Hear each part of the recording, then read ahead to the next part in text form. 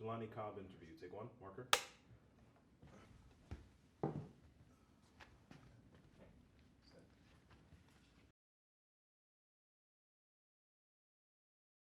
Toward the end of Obama's presidency, I received an invitation to what was billed as a celebration of black music at the White House. You know, there are all these kinds of cultural events and things that happen at the White House, and the White House, in addition to being in the political center of the country, is also, you know, home to lots of different cultural events, and, you know, has that kind of significance. And so I don't think that I grasped immediately what it was supposed to be. When I got there, it became very clear that this was, on the one hand, a recognition of the African American contributions to American musical culture, but in another sense, a very real valedictory for Barack Obama and Michelle Obama, and for the specific part of black life that was inhabiting the White House at that point. And so I'm sitting there in the White House, and Usher is, 50 feet away from me, and De La Soul is there, and Common, and they're like all these figures, these kind of entertainment figures, and people who I know from the writing communities, and like all these kinds of people, everybody black. It was really almost, a punctuation for what Obama and what the Obamas had represented in the United States for the previous 8 years. There were a couple of presumptions, by the way. Like, one, I don't think that any of us ever thought that we would see a black president in our lives. I used to say that in 2007, there were only 4 people in the United States who thought that it was possible for a black man to be elected president, and they all lived at the same address on the south side of Chicago. That was not a general sentiment that people subscribed to. But if that were ever to happen, if it were ever to be that a black person would be elected to the presidency, almost unanimous presumption would have been that this was someone who had a very tenuous relationship to the broader black community, or someone who might kind of tacitly acknowledge their blackness, but to have us in a box where they didn't want to be too overtly, and certainly not too blatantly black in terms of their cultural identity. And then we got this guy who was born in Hawaii, raised part of his life in Indonesia, whose mother's from Kansas and his father's from Kenya, but idiomatically, and in terms of his demeanor and persona, this dude was completely Southside Chicago black, like legible to black people in that way. And everything from the hip hop references to the cadence of his speech to the fact that he was married to a woman whose middle name was Levon from the South Side of Chicago. Like, all of this is reinforcing this very particular and very overt engagement with black people in a way that I think that we hadn't anticipated. And so all of that was culminating at night in the spring of 2016 as we're at the White House, and D Nice is DJing, and there are like black people dancing in the White House. I think that the idea of Barack Obama as being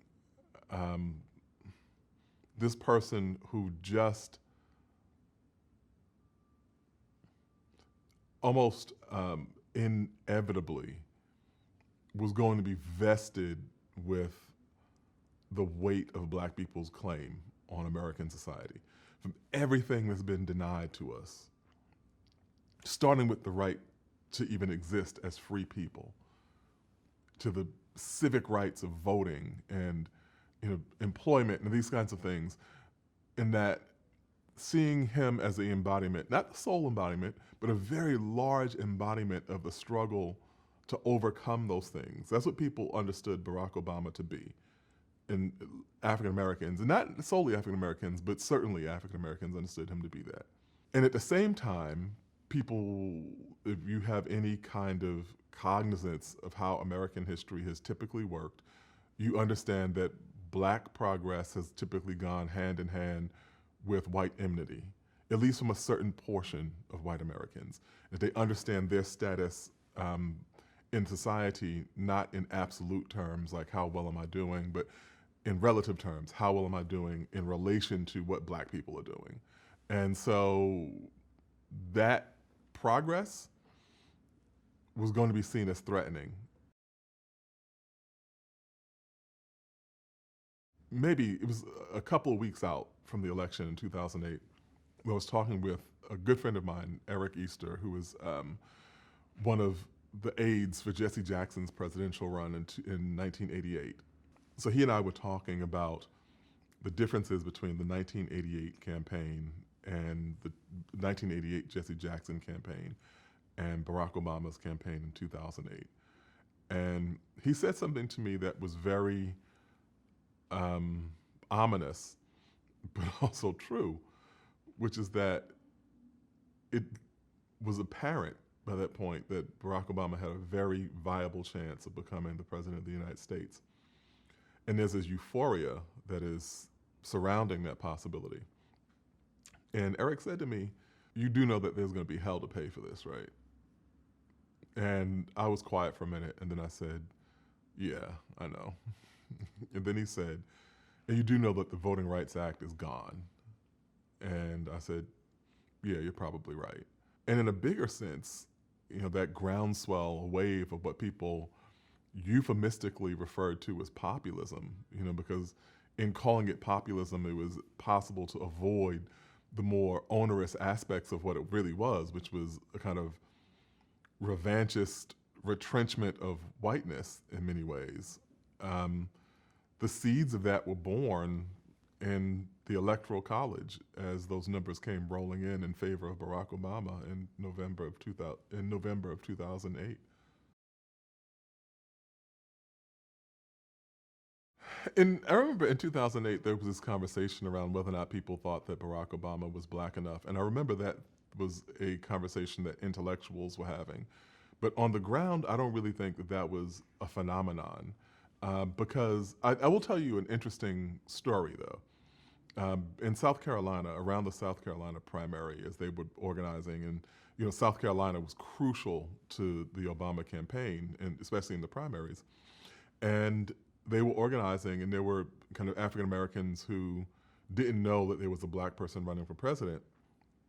And so the campaign there started putting Barack Obama's image on things. We would see, like, oh, this person is black. They were going, Barack Obama? What kind of name is that? And he seemed foreign in some kind of way, atypical, like, I don't know who this person is. The result was that they began putting pictures of him in concert with Michelle and their children, because if he seemed atypical or unusual, then she seemed incredibly familiar. There's a Michelle Robinson, Michelle Obama in every community. And you see somebody that you went to high school with or lived down the street from or went to church with. And so in that way, she made him that much more understandable, I think, in terms of just his name. But the other part of it is that there's always been a kind of heterogeneous idea of like what it is to be black in this country. What was more important than his name or his lineage or I think even his educational background was his ability to culturally interact on terms with African Americans. One of the things that the campaign did in South Carolina was they released this DVD of him kind of going around and talking to voters. And there's one point in the clip where he goes into a barbershop and he starts cracking on this guy's shoes because this guy has on like some of this really extraordinarily flamboyant shoes. And Barack Obama points them out and starts kind of making jokes about them. And that was just something that only a person who was comfortable in this culture would do.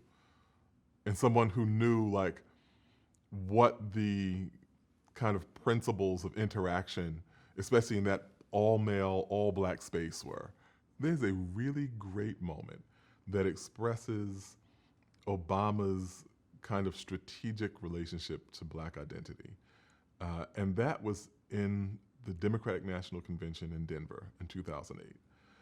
And there's a point where John Kerry is giving a speech, and he mentions that Barack Obama's uncle, who is a veteran of World War II, is present in the convention hall, and he requests that his uncle stand up and be acknowledged by the crowd. And this elderly white man stands up. You know, this man who would not be out of place at any VFW hall in the country. He stands up and people begin cheering. And I happened to be with a group of black delegates who all howled with laughter because you understood exactly what he was doing. And the guy next to me said, if I had a white uncle, I'd take him to every job interview I went to. And so he was black in this way that he could intimately relate to aspects of the black experience. He could traffic in the kind of cultural motifs that are very familiar. But he also was kind of explaining to white people, like, if you don't understand who I am, if you're trying to figure out who I am, well, here's my uncle. There's a good chance that you have an uncle who is just like this guy. And, you know, he is your uncle, he's my uncle too. And so that was a kind of brilliant inversion of the one-drop rule in America, because historically in this country, you know, a person is, as they say, if you were black at all, you were all black. If you have any discernible aspect of black identity, you were consigned to this category of black, which was thought of as impure. And white identity was for people who had no history of Africa in their veins. Barack Obama turned that inside out. It's like he understood that history well enough to riff on it and say, I'm in this category of black, but that does not preclude me from using everything in my toolkit to maximize my connections with the electorate. And so it was really brilliant. So when I first saw Barack Obama, I was skeptical. And my introduction to him was like very many people's introduction, the 2004 Democratic National Convention, where he gave the keynote speech. And you know, he made that famous statement, there's not a black America or white America, there's the United States of America. Now, that's not true. There's totally a black America and a white America. There's a Latino America, a gay America, a poor America. There's a America that is disproportionately incarcerated. There are all of those things. But you also had to understand that he was speaking aspirationally. People wanted to belong to a country in which those were not permanent and impermeable distinctions. Over time, he began kind of building momentum, and I was interacting with people who knew him, who were connected to the campaign. We decided to run for president. And when I went to South Carolina, the thing that struck me about it was that they were pulling in volunteers from neighboring areas. And so obviously Atlanta, which was about 3 hours away from Columbia, South Carolina, was going to be a big draw. And so partly out of curiosity and partly out of kind of legitimate support, I decided that I was going to go to South Carolina. And when I got to the headquarters, the campaign headquarters, and people were leaving out at maybe 5 a.m., it looked like an army massing for an invasion. There were just all these rental vans, with just row after row after row of rental vans, and they were just lining people up, filling up these vans and taking off on the highway. I had never seen anything like this. There was another thing that happened in South Carolina that was particularly striking to me, which is that we were kind of wandering around, and we were in this place, Denmark, South Carolina, and we're on a get out the vote operation. And we walk up to this house, and I'm kind of admittedly thinking, maybe some stereotypical ways, but there's a carcass of a car that's out front. The house is kind of dilapidated, and I'm a large black man walking up to knock on this woman's door, and I get about halfway down her walkway, and this older white woman comes to the door and tells me not to come any closer. And I said, okay. And I stopped where I was, and I said, I'm with the Obama campaign. And she said, you don't need to give me that material.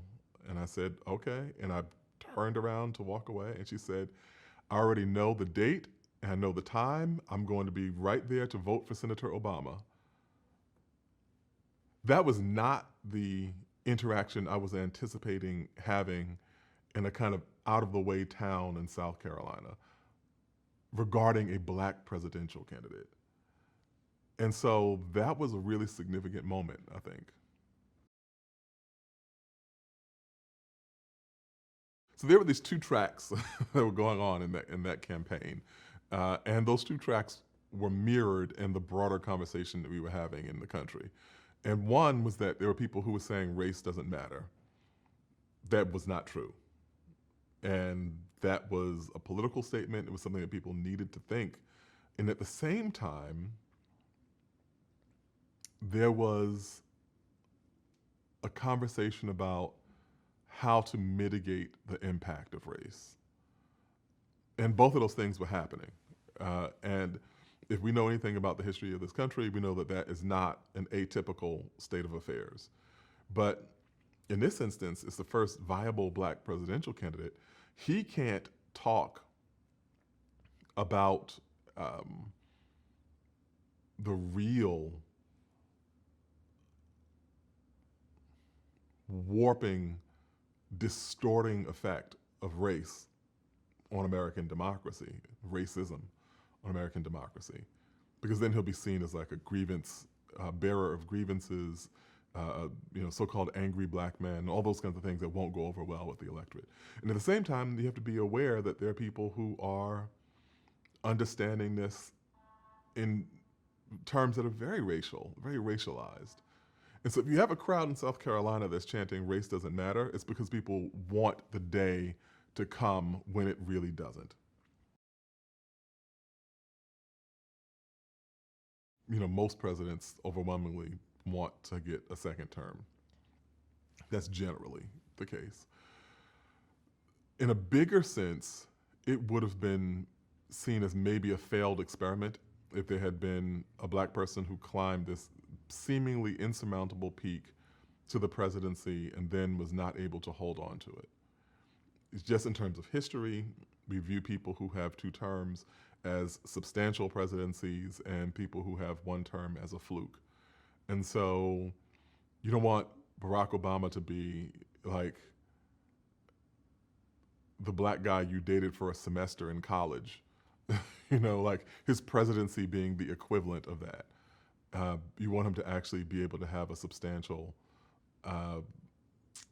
impact on the presidency, if for no other reason than to validate the idea that a black person is capable of functioning on the highest level of American politics effectively.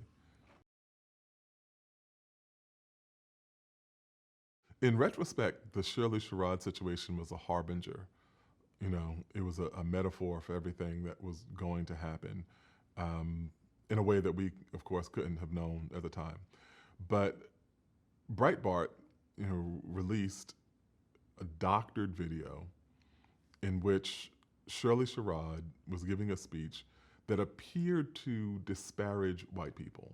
Now, let's bear in mind that it'd be inflammatory for a person in any presidential administration to say the things that she appeared to be saying about a group of people, a racial or ethnic group. Factor into that the fact that Glenn Beck had said on Fox News that Barack Obama hated white people and hated white culture. despite the fact that his mother is white and he was raised by his white grandparents. The fact that one subcurrent of the 2008 campaign had been this really irrational fear that Barack Obama represented some sort of revenge fantasy for black people. And I don't know, like, he was supposed to get elected and then the black barbarians would be at the gate or something. I don't know what was supposed to happen. But all of that had preceded this moment in which Shirley Sherrod's doctored video is released, and the White House flinched. Before they contacted her to find out what she'd said, they demanded that she pull over, and she had a position in the Department of Agriculture. They demanded that she pull over and resign, like on her smartphone, type up a letter of resignation on a highway. And this was in order to, I guess, staunch the bleeding of right-wing media losing its mind. And only after the fact do they realize that this video has been doctored. What appears to be an inflammatory anti-white speech is actually a empowering speech about the importance of understanding human beings as human beings, irrespective of what they look like, where they're from, or their background. And it's coming from a woman who had experienced the worst of Southern racism, who'd had a cross burned on her property as a child.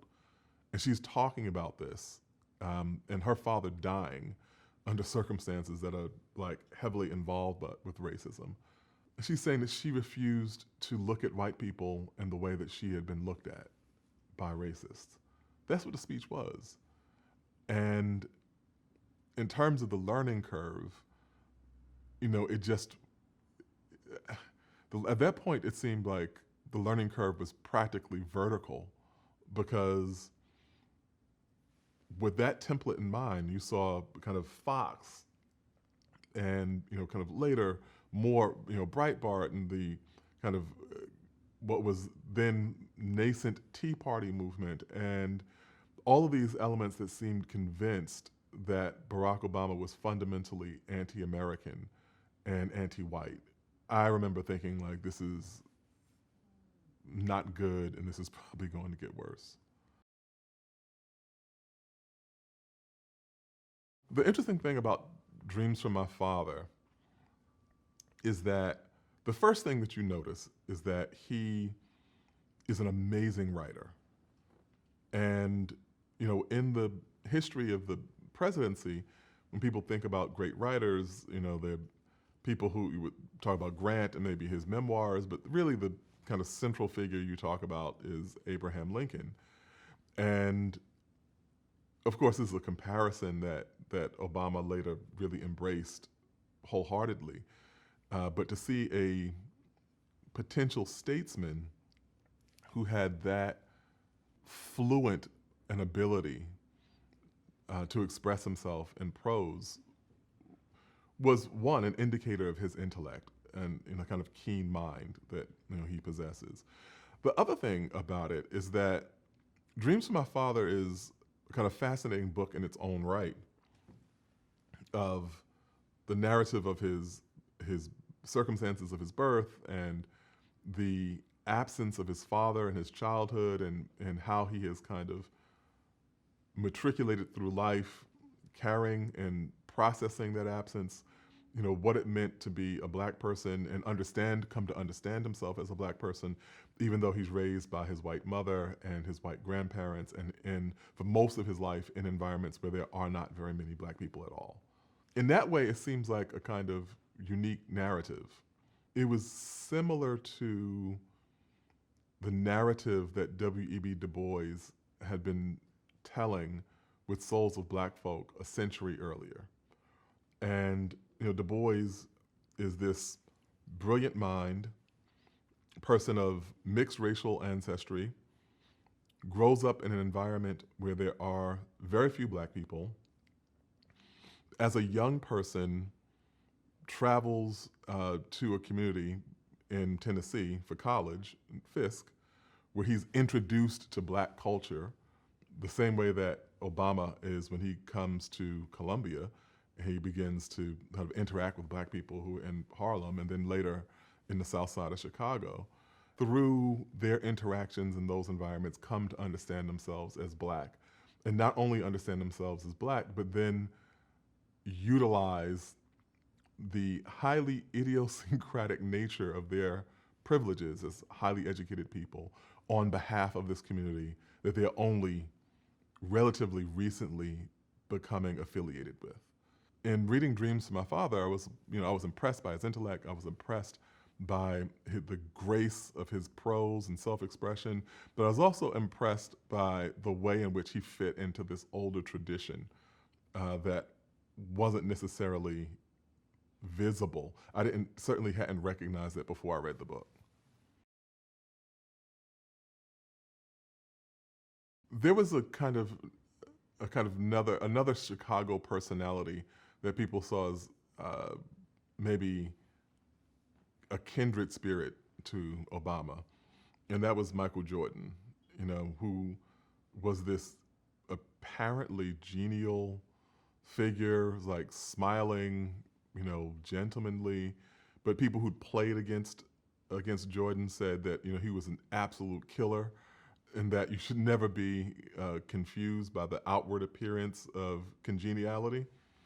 And I think that was something that connected to Obama in that way, because he, even the way he got that state Senate seat, in which he kind of systematically invalidated the petitions from his competitors and gave himself a clear entree into this seat.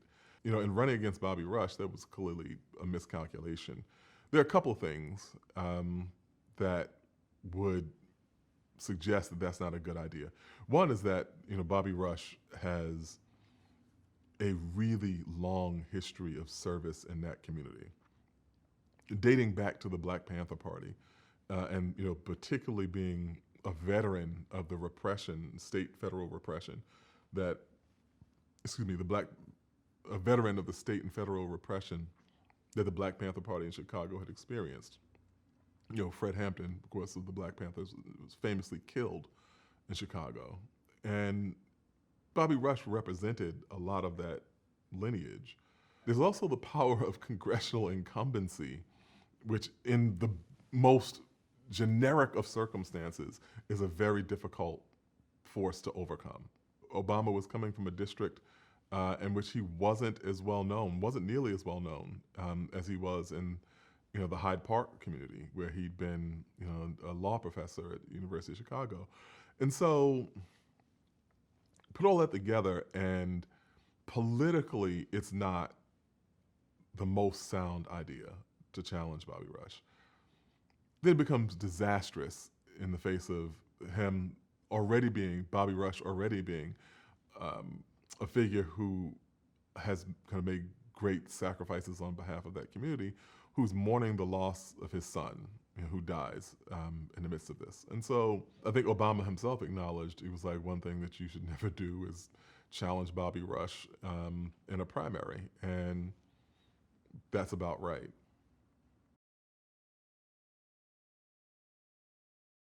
So from the outset, Barack Obama's relationship with the civil rights establishment was a little bit weird.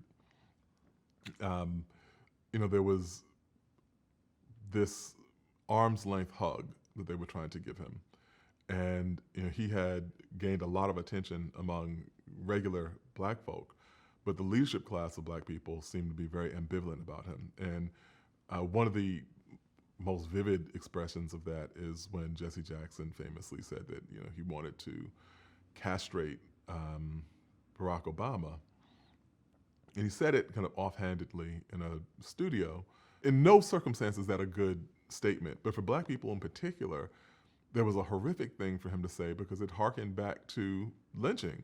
That this is something that actually used to happen to black men, especially black men who were politically and socially prominent. To say that it was impolitic would be putting it mildly, that kind of comment.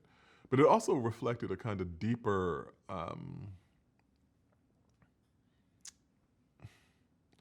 it was a deeper, more complicated connection between Jackson and Obama.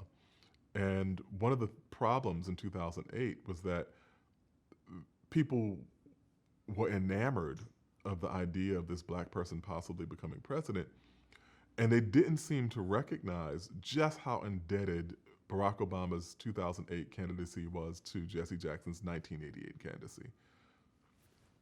Everything from the proportional division of delegates in those primaries that really, really rebounded to Obama's favor, to the strategy of creating these grassroots voter registration drives that were simultaneously creating an electorate at the same time as you were tapping into it. That was another thing that came straight from Jesse Jackson's playbook. You know, the populist movement of connecting with, black and brown folk and white people, the portion of white people who'd be willing to vote for a black candidate. Just go down through the list. We can check off all the kinds of genetic similarities between Jesse's 88 campaign and Obama's 2008 campaign. And unfortunately, it fell to Jesse Jackson to point that out, which you never should do. He should never have had to do that, by the way. And in the context of that, it's not hard to see how Jesse Jackson felt some kind of way about being discarded or being forgotten. It seemed as if Jesse Jackson's campaign had become a pejorative in some ways. Remember when Barack Obama won the South Carolina primary, Democratic primary, Bill Clinton kind of disparagingly said, well, Jesse Jackson runs South Carolina too, as if to say Jesse Jackson was a political footnote. So yeah, there were a lot of layers in that. I think Bill Clinton lost the love of a lot of black people during the 2008 campaign, especially during the primaries. And, you know, the willingness of this person who had ironically, or maybe not ironically, been referred to as the first black president. And of course, when Toni Morrison made that designation that Bill Clinton was the first black president, she was referring to the way in which he was being treated. That he was being treated in such a manner that she had only anticipated black people being eligible for that kind of disrespect and disregard. And so you have this person who has a passport into black America. He has a visa. Clinton very overtly made a great deal of political profit from the fact that he was comfortable around black people. He was a Southern white man who kind of been in close proximity to black people. He'd go into a church and not be intimidated, all those kinds of things. And that was supposed to be shorthand for suggesting that he was part of this community, or as close as you could anticipate someone being. Okay. Then in 2008, when a black candidate comes out of nowhere and seems to be on the verge of usurping a nomination that was supposed to be more of a coronation of Hillary Clinton, he begins making these offhanded remarks, and he refers to Barack Obama's, I think his track record, something that Obama had referenced as a fairy tale, and people found that to be like a little cutting. And then when Obama won in South Carolina, he compared it to Jesse Jackson winning in South Carolina, which was, strike two. And there are, then the comment about Obama, allegedly the comment about Obama, being someone who had been getting their drinks a few years earlier. And so it seemed like 2008 was an unmasking. And for that matter, when we got to 2016 and there were all those questions around voter turnout, one of the big questions was, Barack Obama may have forgiven Hillary Clinton for the kind of campaign she ran in 2008, but there's a lot of reason to suspect that Barack Obama's electorate did not.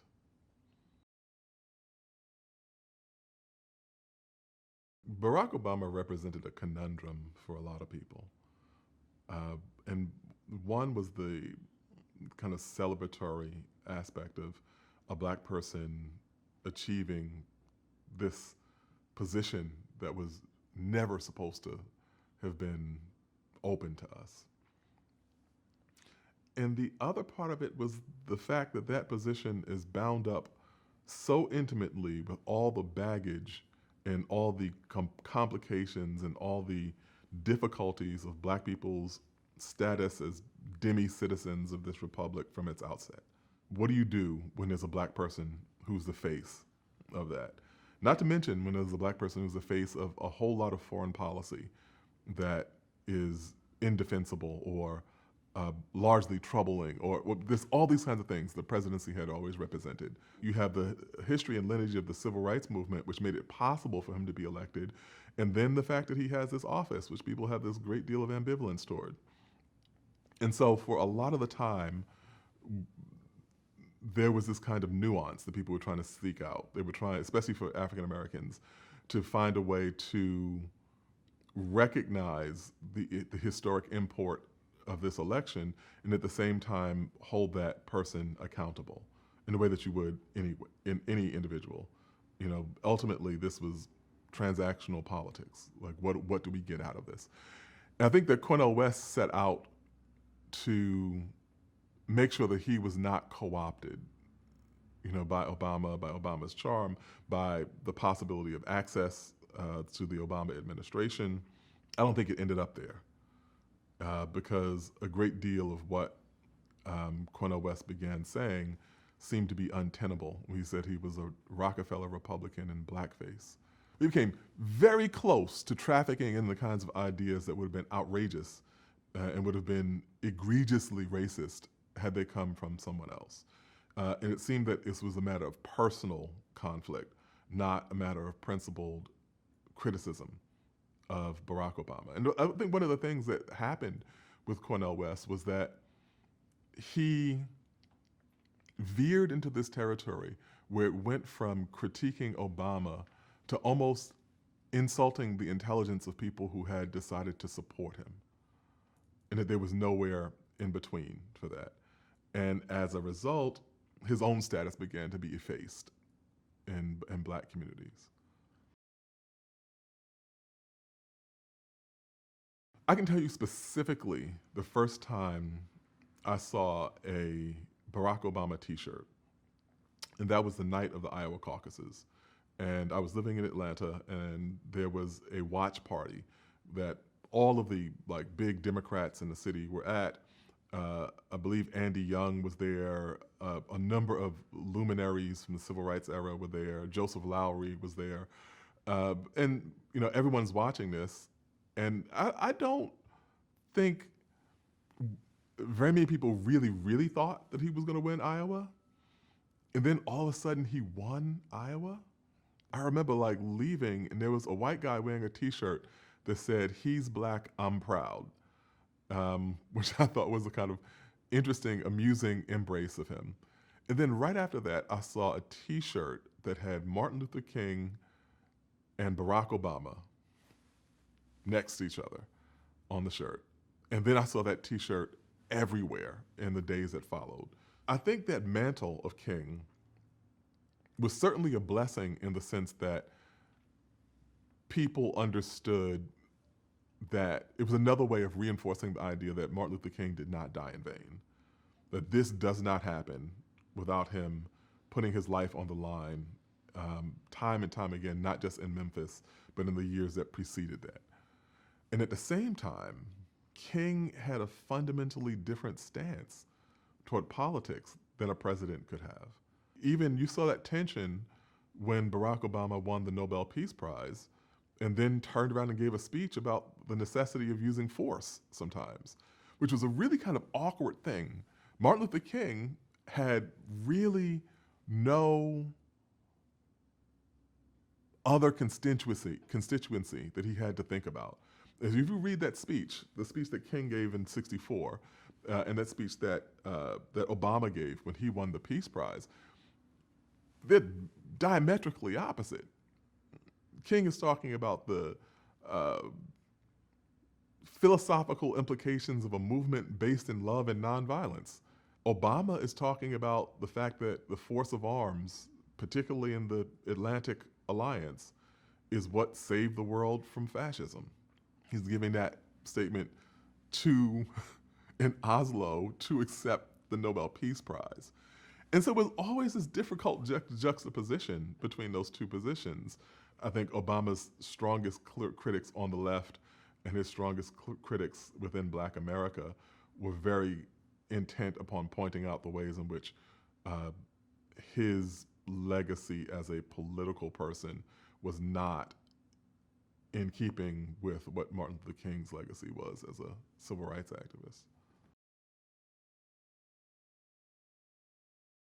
I mean, I think to an extent that people have seldom appreciated, Barack Obama was able to become president based upon the skills he had gained as a professor, or based upon the skills that had allowed him to be an effective professor. His writing ability, so The Audacity of Hope and Dreams from My Father, were both these really engagingly written books, and people who were like interested in that would kind of say, oh wow, this person's really smart and thoughtful.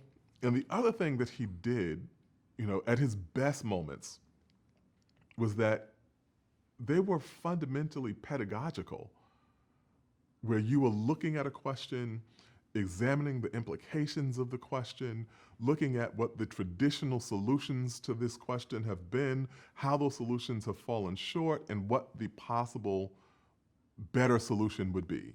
Under other circumstances, we would call that a class. In Barack Obama's circumstance, this is a public address or speech.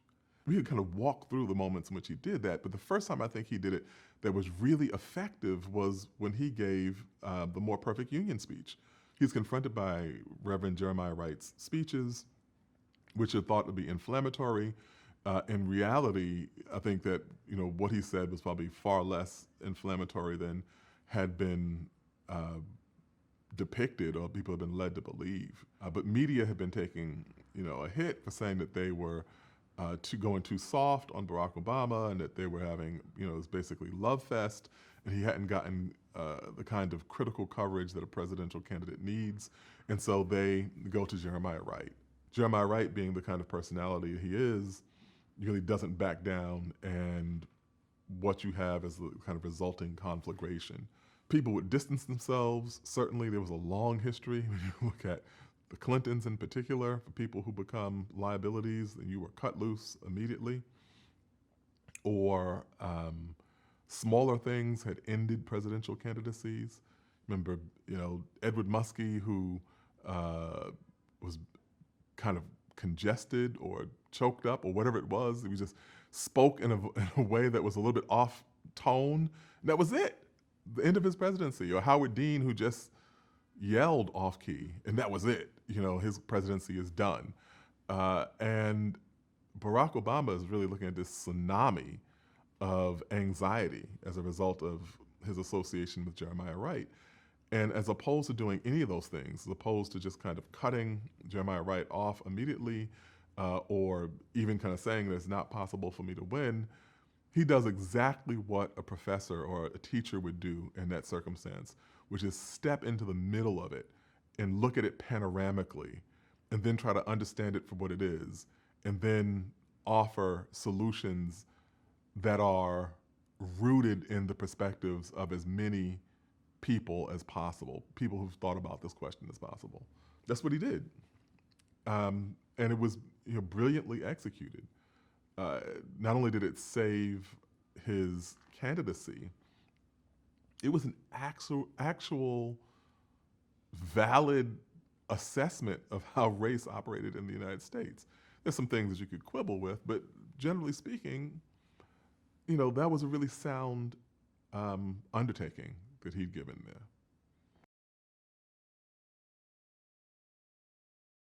There was one thing about Obama that was like endlessly frustrating, which was his seeming naivete around matters of race. I know it seems like it's impossible because he had so astutely navigated race in the campaign in order to become president, but as president, he sometimes seemed incapable of recognizing the lengths to which people would go to diminish him as a black representative in this office.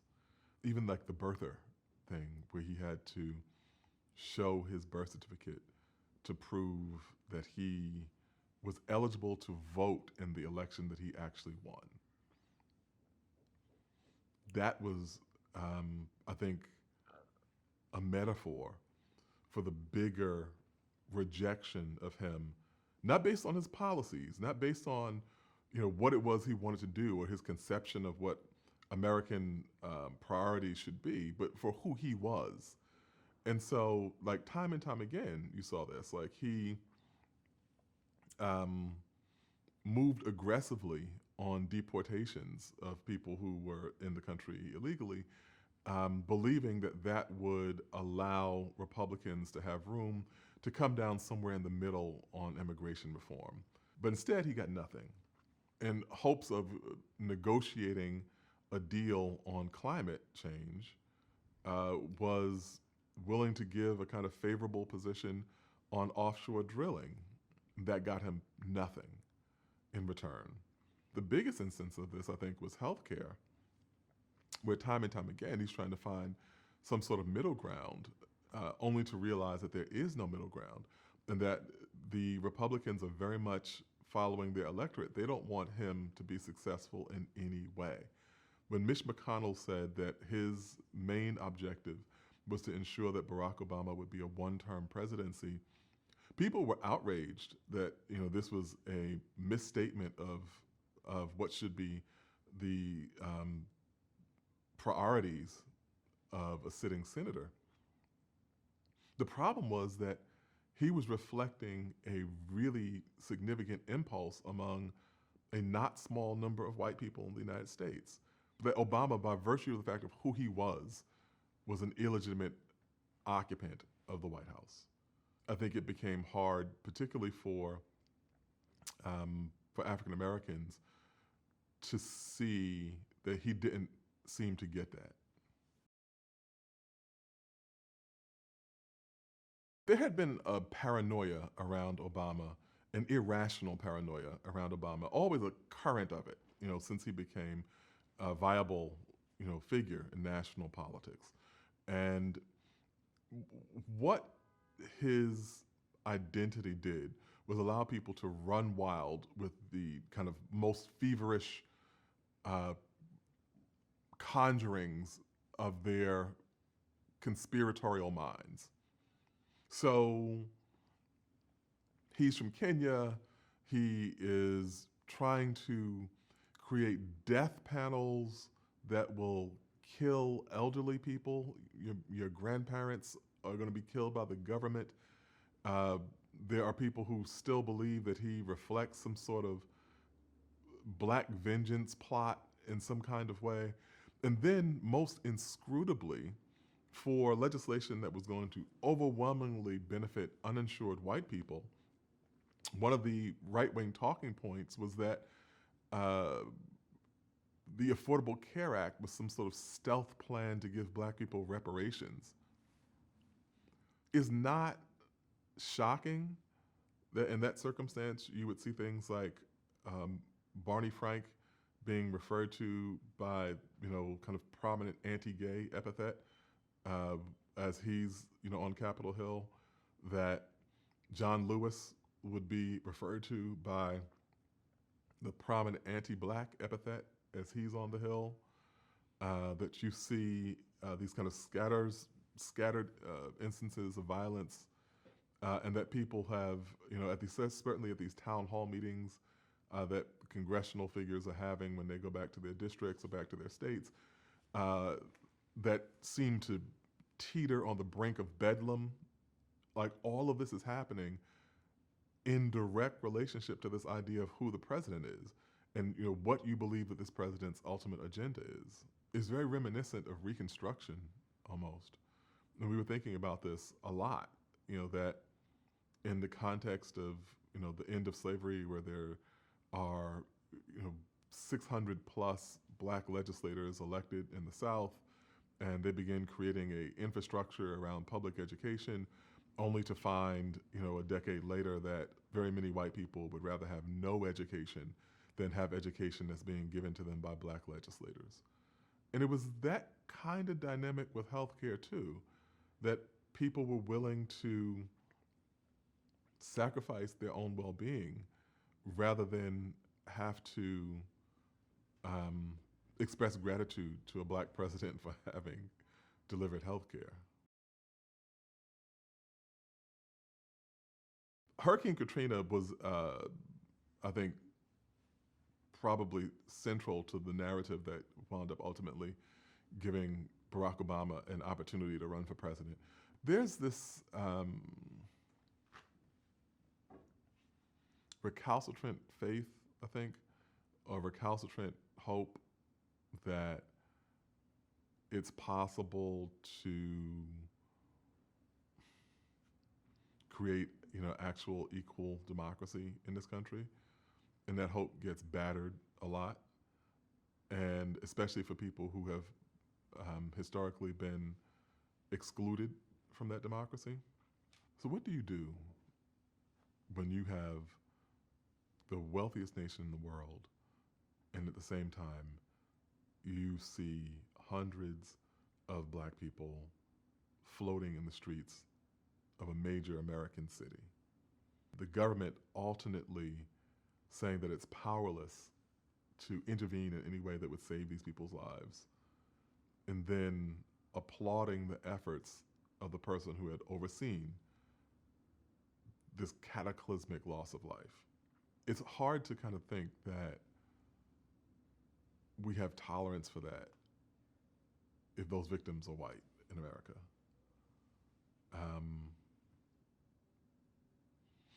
And Hurricane Katrina was just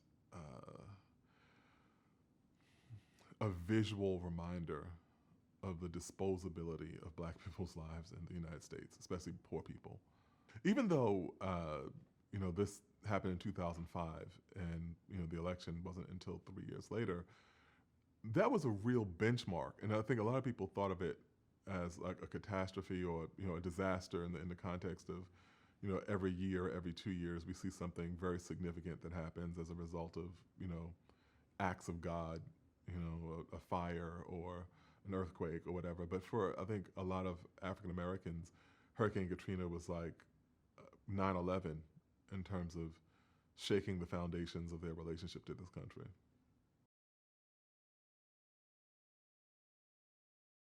So June 17th, 2015, Dylann Roof, a 21-year-old white supremacist, enters the sanctuary of the AME, of the Emmanuel AME Church in Charleston, South Carolina. It's a Wednesday. He attends Bible study with them.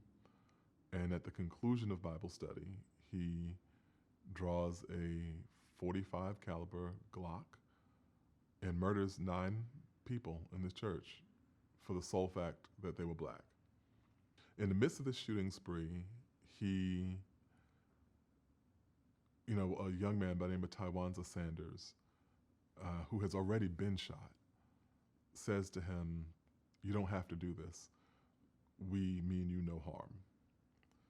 And in response, Roof says, "I have to do this because you all are raping our women and taking over the world." And what he meant by this was, the kind of age-old paranoia of black men representing some sort of sexual threat to white women. And taking over the world was presumably a reference to the fact that the highest office in the land was occupied by a black man. The literal most powerful man in the world, as we say, we refer to the President of the United States, and that person is black. And so it's very clear that there's this this aspect of current events that is a motive force in Dylann Roof committing this atrocity. That's on June 17th. What was striking to me was that on June 16th, just one day earlier, Donald Trump had announced his presidential candidacy in this very gaudy spectacle in Trump Tower. he kind of meanders and talks about these various things kind of extemporaneously, but then he strikes upon this thing, this reference in which he says that the country is besieged by Mexican rapists.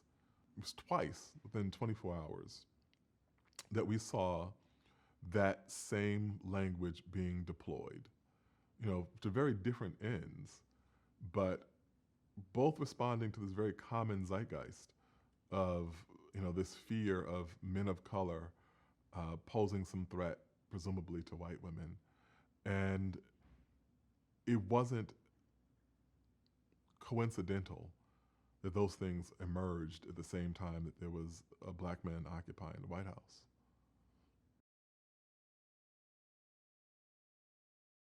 I think the thing that I took from Barack Obama's presidency was a firmer understanding that we cannot escape history.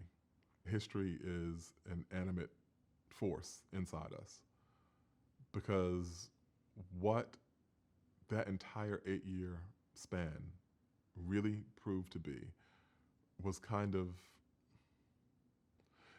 an experiment in how race works in the United States. That it is possible under certain circumstances, to transcend and make great achievements, and that there will likely be hell to pay for you if you do. That both of those things are true. This is a country where a black person can become president, and a country where that person will be routinely subjected to indignities that are beneath that office or that station, and ultimately succeeded by the person who helped author them. Like, both of those things are true about this country.